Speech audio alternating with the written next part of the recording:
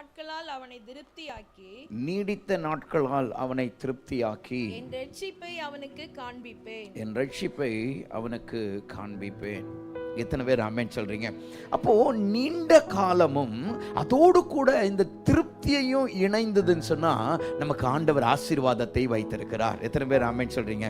அப்போ ஸ்தோத்திரம். எனக்கு ஆயுளை கர்த்தர் தருகிறார். அந்த ஆயுளிலே நல்ல ஆகாரம், நல்ல பலன், நல்ல சுகம், நல்ல காரியங்கள் கர்த்தர் எனக்கு கொடுத்துக்கிட்டே இருக்கும்போது ஒரு மகிழ்ச்சியான காரியத்தை கர்த்தர் நமக்கு செய்கிறார். எத்தனை பேர் ஆமென் சொல்றீங்க? ஒரு மகிழ்ச்சியை கர்த்தர் நமக்கு தருகிறார். ஆமென். போராட்டங்கள், பிரச்சனைகள் நமக்கு இருந்தாலும் ஆண்டவர் தருகிறதான இந்த தீர்க்க தரிசனமான இந்த வாக்குத்தத்தத்தை நாம் பெற்றுக்கொள்வதற்கு ஆயத்தமாக வேணும்.